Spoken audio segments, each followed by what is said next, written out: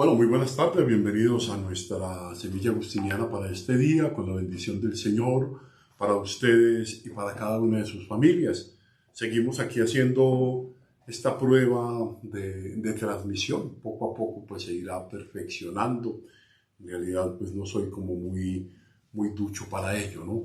Pero bueno, vamos a seguir con esta reflexión que nos está proponiendo Agustín sobre el Sermón de la Montaña, donde Agustín nos quiere adentrar en el modo correcto de construir el proyecto de vida cristiana, pues y nos va diciendo de entrada que quien quiera mirar el proyecto de vida cristiana no se puede entretener en las cosas de la tierra únicamente. O sea, las cosas de la tierra corresponden a las necesidades que humanamente y dignamente debemos subsanar, pero no podemos dar el corazón a las cosas de acá porque terminamos en angustia, en dolor.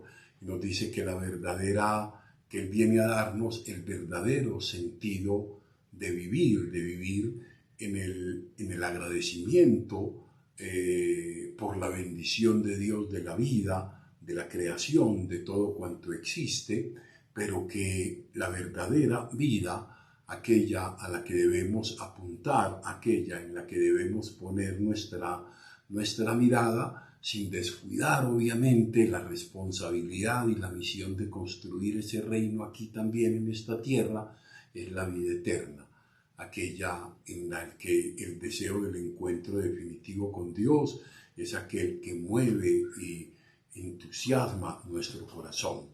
Ahora bien, continuamos entonces esta reflexión en la misma línea que viene proponiendo Agustín, y nos va a decir que felices los hambrientos de la virtud, ¿no? O sea, felices los que tienen hambre y sed de justicia, porque serán saciados. Va a decir ahí, retomando ese bellísimo texto de Mateo. Se refiere aquí a los amadores del bien verdadero y eterno. O sea, aquellos, hoy precisamente en un cruce así como de pensamiento con un hermano aquí de la comunidad, cuando terminamos nosotros la cena, decimos el Señor nos dé su paz y la vida eterna.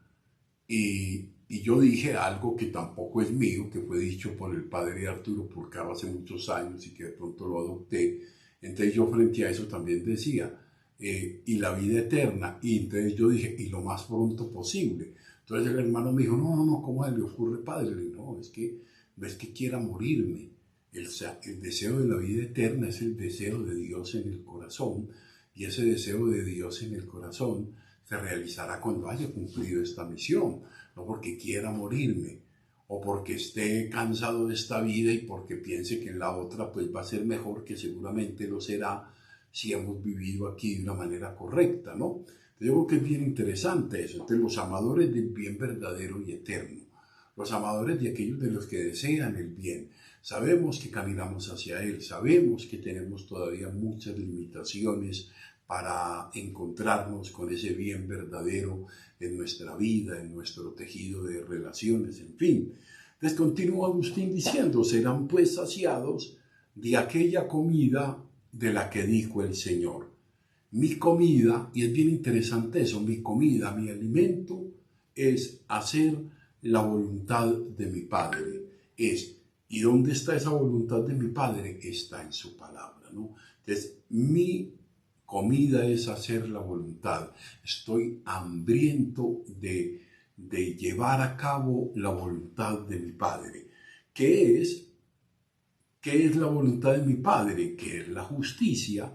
Y de aquella agua, Él siempre va a utilizar la alegoría. Entonces, y de aquella agua de la cual quien beba, aquella agua que es Él, Cristo, en el corazón, aquella agua de aquel quien beba, como Él mismo dice, se convertirá en Él en una fuente de agua que salta hacia la vida eterna. Entonces, comida y bebida, fíjense, comida, satisfechos alimentados del pan, y bebida alimentado del agua viva, un agua viva que tiene en toda su amplitud de simbología, toda una serie de aplicaciones, el agua como fertilidad, el agua como limpieza, el agua como purificación, el agua como principio de vida. De hecho, ha estado presente en muchas de las culturas del antiguo Próximo Oriente, Mesopotamia, en Grecia. Recordemos un poco todos los principios de la vida que colocaban los filósofos en el agua, en el cielo, en el aire, en el fuego, incluso los más abstractos en el apeirón, en fin, todas estas dilucidaciones acerca del agua, pero aquí el agua viene siendo beber de la palabra, beber del agua que refresca, del agua que sana, del agua que purifica, del agua que sacia verdaderamente la sed. Recordamos entonces aquí también esa bellísima escena de la samaritana donde el Señor le decía a ella: si tú supieras quién es el que te pide de beber, tú misma le pedirías a él que te diera y él te daría un agua viva que saciaría en un modo definitivo y pleno esa sed de amor que llevas en tu corazón. Y yo creo que todos vivimos un poco esa hambre y esa sed. Y cuando el hambre y la sed solamente son satisfechas con esa agua y con ese alimento que, siendo necesarios para la vida física, nos falta y que debemos luchar por él, no podemos quedar en él, porque ninguna comida, ninguna cosa, ninguna bebida a veces puede satisfacer en el corazón la sed de amar que tenemos, que a veces la vemos tan raquítica, tan débil y tan desposeída de sentido. Así lo vivimos muchas veces, ¿no?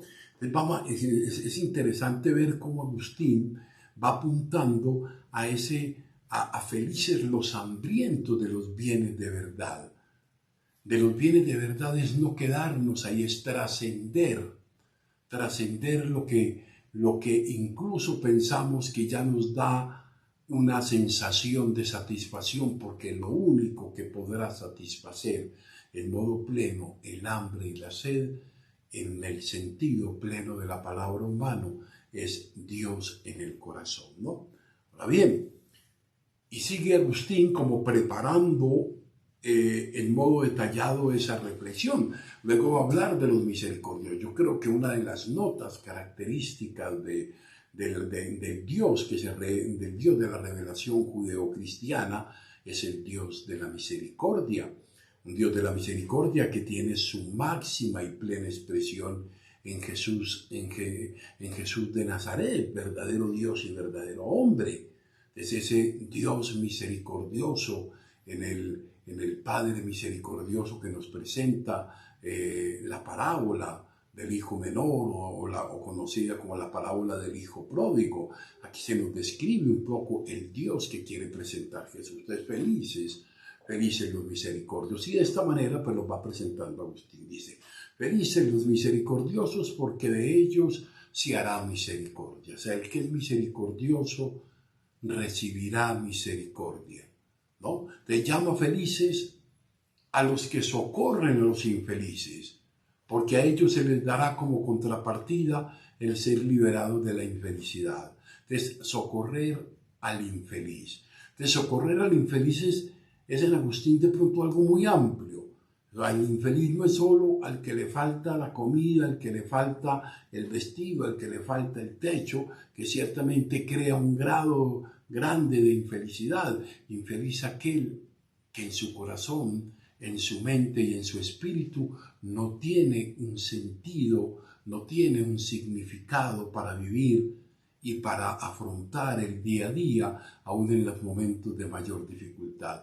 Infeliz el que aún nadando en la abundancia, aunque aún nadando en el tener, en la comida y en la bebida, en su corazón es triste, vacío y derrotado. Entonces, felices los misericordiosos, felices aquellos que socorren a los infelices, aquellos que procuran sentido de paz, de serenidad, de equilibrio, de armonía a quienes se encuentran en el camino. Yo creo que esto Esto lo deseamos todos y qué bueno que todos de algún modo pues podamos también ir siendo esos agentes de misericordia, ¿no?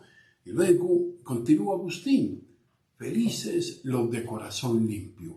Aquí es una de las apreciaciones de Agustín más profundas, porque en esa limpieza de corazón es donde radica para Agustín la profundidad, la hondura, la densidad de la intimidad con Dios, del poder, en el tener un corazón limpio, es en el poder experimentar la intimidad con Dios. Entonces, felices los que tienen el corazón limpio, dice Agustín, porque ellos nada más y nada menos que para ver a Dios necesitamos tener el corazón limpio.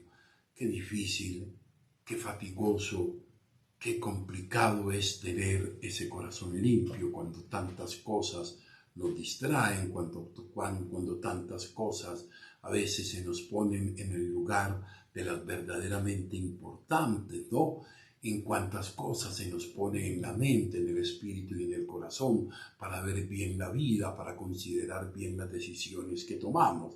Entonces son insensatos, dice Agustín, los que buscan a Dios con los ojos del cuerpo, dice, los que buscan a Dios solo con los ojos del cuerpo, como está escrito en otro lugar, búsquenlo con sencillez de corazón, ¿no? O sea, no complicado el corazón, no atado el corazón, no apegado el corazón, no en una situación de agobio del corazón, en el apego de la materialidad de la existencia, solamente allí, ¿no?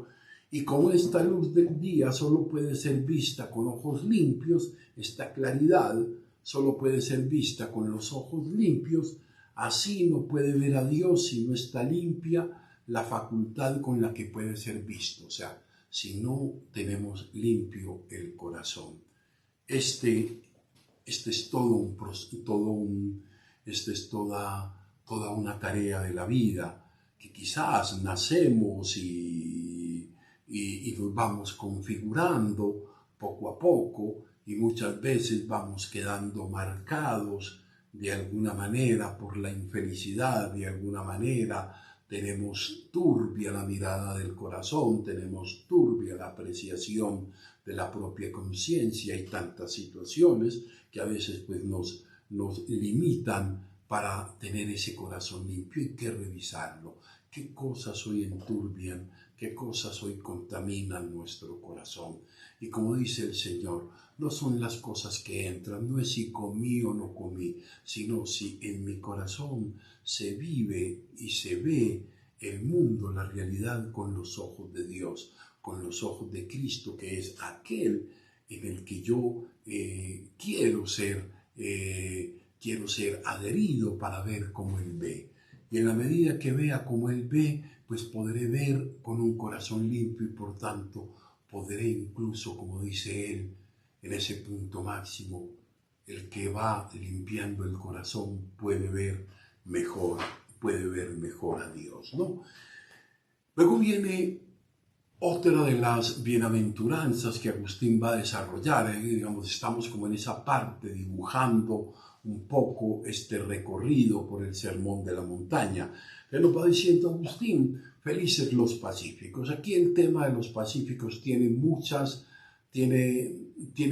aplicaciones en Agustín, porque, o sea, el pacífico, aquel que está en paz, tengamos presente que el concepto paz en Agustín es un concepto que está muy ligado al orden. Donde hay orden, hay paz. Y esto tanto desde el punto de vista espiritual existencial como desde el punto de vista del tejido, de la construcción de las estructuras intersubjetivas o la construcción de las relaciones sociales. El pacífico como el hombre, de alguna manera podemos decir, ordenado. Pero vamos a ver Agustín cómo nos lo explica en esta exposición magistral que hace él de los pacíficos. Dice, felices los hacedores de paz, porque se llamarán hijos de Dios, los hacedores, los constructores, los que van configurando poco a poco la paz, lo cual quiere ir diciendo con lo que decíamos anteriormente, aquellos que en modo ordenado de mente, espíritu y corazón van formando un modo de ser y de estar y de mirar y de construir las relaciones y de construir los proyectos del mundo que para Agustín van a quedar concretados en ese gran proyecto puesto en forma escrita en la ciudad de Dios, ¿no? Dice, la perfección, fíjense en qué modo Agustín la ve, la perfección está en la paz, donde no hay oposición alguna. Esto es bien interesante. No es que sea una uniformidad, no es que tengan todos que pensar, sentir y apreciar de igual manera.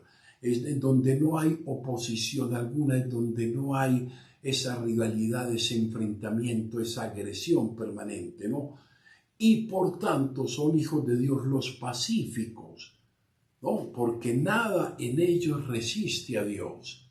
De los pacíficos, aquellos que no resisten a Dios y aquellos que no resisten su propuesta de un orden espiritual, de un orden moral, de un orden ético, de un orden estructural, llamémoslo así, de un orden en el que el ser humano puede vivir y puede construir su proyecto de vida. Pues en verdad, los hijos deben tener la semejanza del Padre. Pacíficos quiere decir en paz, en armonía. Qué interesante este modo de construir Agustín esto, ¿no? Ahora bien, Agustín se detiene un poco en esto y dice, son hacedores de paz en ellos mismos los que ordenando, fíjense, vuelve el término orden, paz y orden están muy ligados en Agustín. Los que ordenando y sometiendo toda actividad del alma a la razón, es decir, a la mente y a la conciencia, una vida ordenada en mente, en conciencia, y dominando todos los impulsos desordenados o los impulsos que pueden desordenarnos, llegan a ser reino de Dios. Qué interesante esto. Es allí donde la actividad del alma, la razón y la mente y la conciencia van construyendo una paz que es una concordia, que es una unidad en la diversidad. Es un concepto quizás con un grado de complejidad, una unidad que es en el amor y una diversidad que es lo que somos, que Dios nos hizo a cada uno únicos e irrepetibles, ¿no? Esto es bien interesante. Ahora bien, en el cual están todas las cosas ordenadas en aquello que es más principal y es sexo en el hombre, que aquello que es más principal y es sexo en el hombre mande sobre cualquier otro impulso común a hombres y animales. Y lo que sobresale en el hombre, es decir, la razón y la mente, se someta a lo mejor que es la misma verdad, el unigénito de Dios.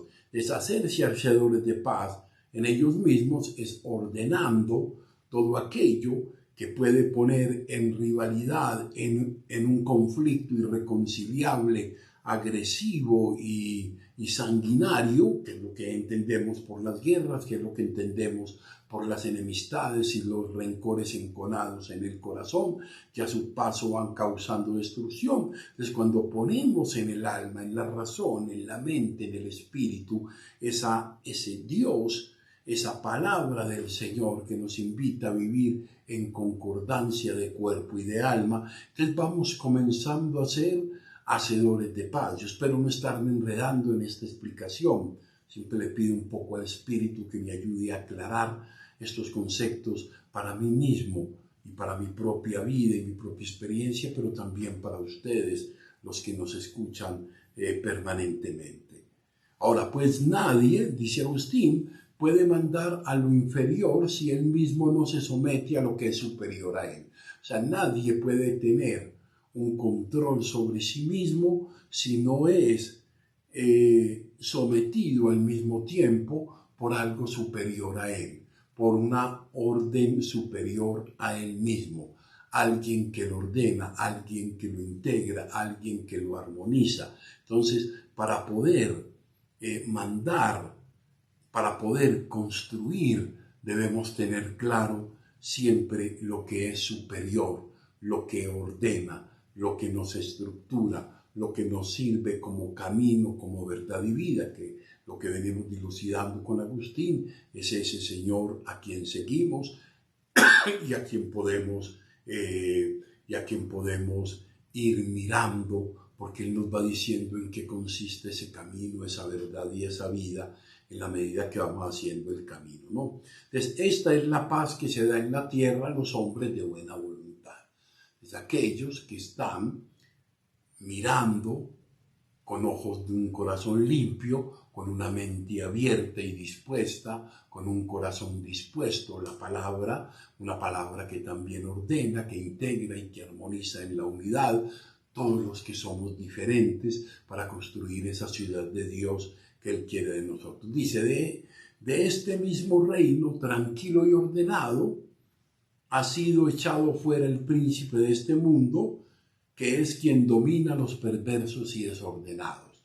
De ver un poco todo aquello que nos impulsa a desdibujar, a desordenar, a deteriorar esa imagen y semejanza de Dios que somos, esa fuente de la dignidad máxima de cualquier ser humano, que es ser hijo de Dios, y que es aquello que lo pone en enemistad y que busca de todo corazón el ser pacífico, ¿no?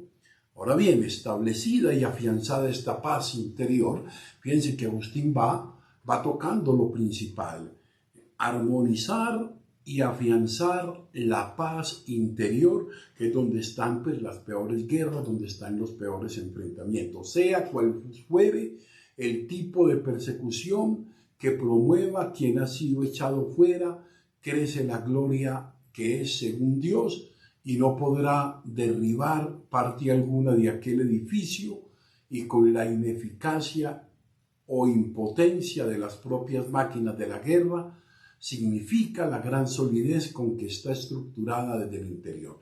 Cuando tenemos esa fuerza interior, nada, absolutamente nada, como dice Agustín, nos podrá derrumbar ese edificio construido, como lo decíamos al inicio de la reflexión hace 3 días, construido sobre la roca. ¿Quién construye sobre la roca?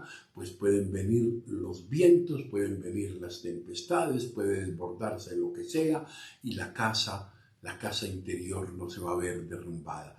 Nos vamos a mover. Vamos a tener momentos de congestión, momentos de incertidumbre, momentos en que sintamos que la casa se tambalea, pero cuando está sobre la roca está firme, porque está firme en Cristo. Por eso, felices aquellos que sufren persecución por ser honestos, porque de ellos es el reino de los cielos. Qué interesante. Aquellos que en la construcción de la paz son perseguidos por tratar de armonizar, por tratar de poner en la luz aquello que deteriora ese ser imagen y semejanza de Dios, ese ser para el amor, ese ser para la paz, ese ser para construir ese reino de Dios al que Él nos invita, ¿no? Entonces yo creo que por hoy vamos a dejar aquí en estas pinceladas, digamos, que Agustín nos está dando respecto a este sermón de la montaña. Como les digo yo, nos va a acompañar bastantes días seguramente esta reflexión, pero que estoy seguro que dejará muy claro en nosotros que si lo miramos a Él con la mirada fija en Él, como lo decimos constantemente, y asentados en su palabra, alimentados de la Eucaristía, fortalecidos en la oración, vamos a ir mirando a la montaña, mirándolo a Él allá arriba es en lo alto de nuestro corazón, para tener nuestro corazón levantado hacia Él. Gloria al Padre, gloria al Hijo y gloria al Espíritu Santo. Amén. Una buena tarde para todos.